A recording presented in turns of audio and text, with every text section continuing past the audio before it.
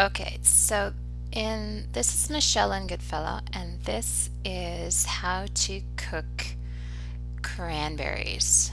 Um, and I am totally not an expert at that. This is the first time I ever tried to make cranberries.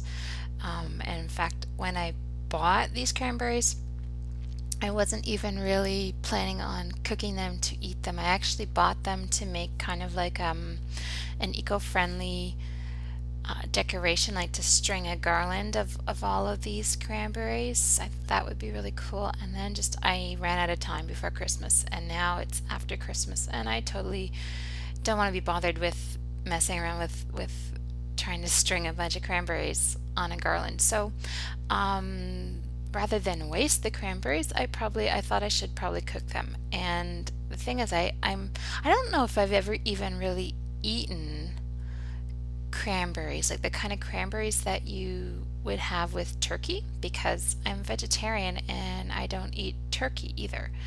But it seems to me, I mean, I've had the dried cranberries you can buy in the packages, and those ones are I know they add sugar to them. So plus I'm not sure how I would dry cranberries other than maybe stringing them on a garland, which I don't feel like doing. So basically, I had these 3 bags of cranberries that I bought before Christmas, and I wanted to figure out how to cook them. And I mean, the cool thing is if you want to cook them, the on the back of the package, I think usually says, like right there, it says how to cook the cranberries, and it might even tell you how to jelly them. I forget because I took that picture yesterday.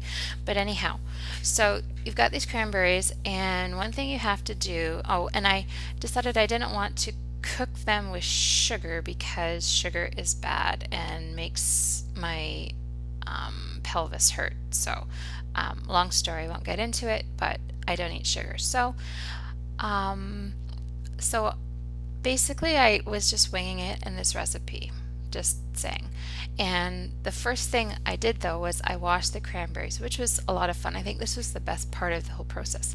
I filled up my water with my water with sink. I filled up my sink with water, and I let the cranberries float in it. And this is actually, I think the cool thing about this is this is how cranberries actually how they harvest them, because they're just like lie on the water like this, and then they scoop them up in canoes and stuff. Or maybe that's wild rice. Never mind. Anyhow, so I washed them, and this was a lot of fun because they're really pretty, and I swished them around, and they were kind of floating around, which is why some of these photos are really kind of out of focus or whatever. But anyhow, that was fun.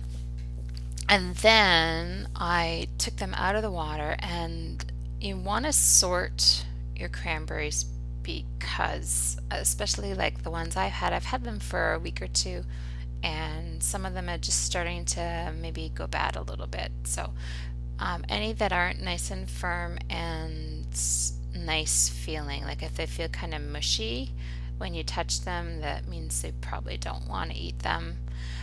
These are the mushy ones that I found, which really isn't that many considering how many were in the bag. But anyhow, so take out all of the yucky ones, and then I was trying to figure out how to make these cranberries, if I cook them, how to make them sweet without sugar. So I decided to add some apples. And really, probably this recipe should be called applesauce with cranberries in it, or cranberries with applesauce in it, because basically it's just me making some applesauce with like a whole bunch of cranberries. But this is how many apples I used for 1 bag of cranberries, although actually I think I added one more apple finally, so it was 5 apples to 1 bag of cranberries.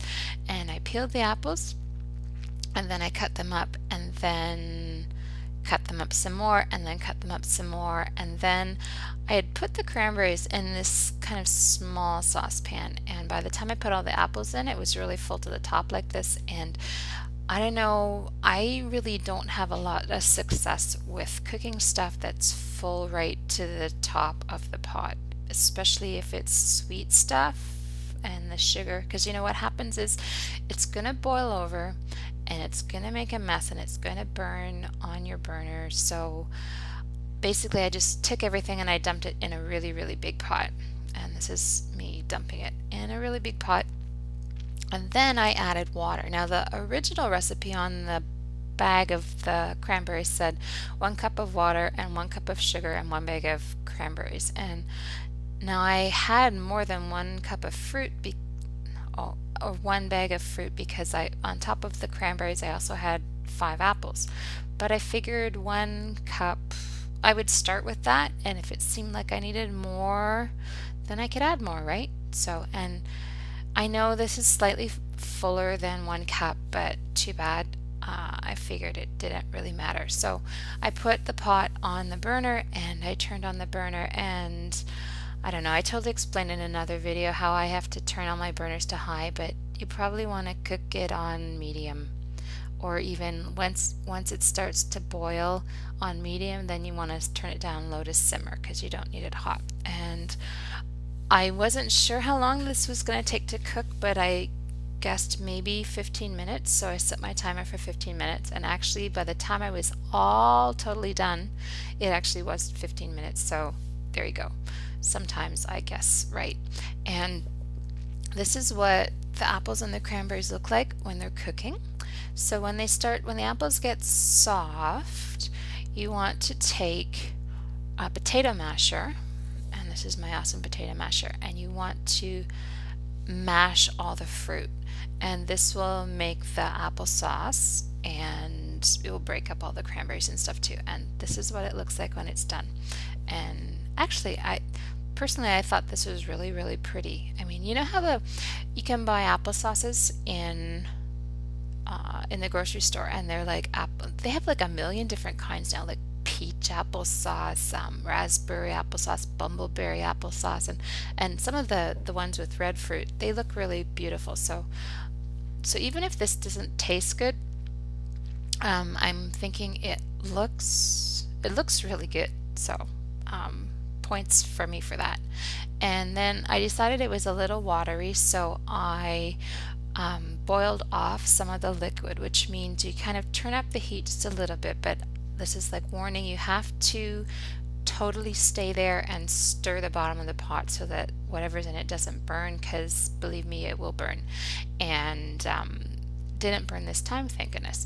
But so just keep stirring and scraping the bottom, and then when it's to the consistency that you like, then you can take it out. And what I did was, this is me tasting it, and yeah, it was a little tart.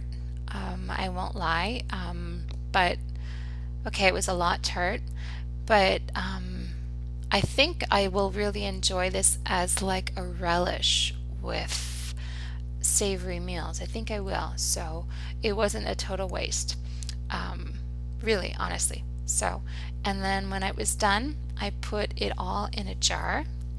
It filled up a big this is 1 liter in Canadian, which is like, I don't know what, it's not a gallon. What's between a pint and a gallon? A quart. 1 quart. I think this is a quart jar. Put it in a jar, and this is just another picture of the jar because, just because. And this recipe didn't make a lot of mess. This is the pot and the spoon and the masher and the funnel that I used to put the stuff in the jar. But then on top of that, there was also like some other stuff, which actually I think, more this is maybe leftover like mess from when I cooked the Brussels sprouts, which is another recipe I just did. So, okay, this isn't the total mess you would make, but remember I changed pots right in the middle, and then I cut up the apples into a bowl. Anyway, yeah, this is kind of a messy recipe. So, anyway, the end.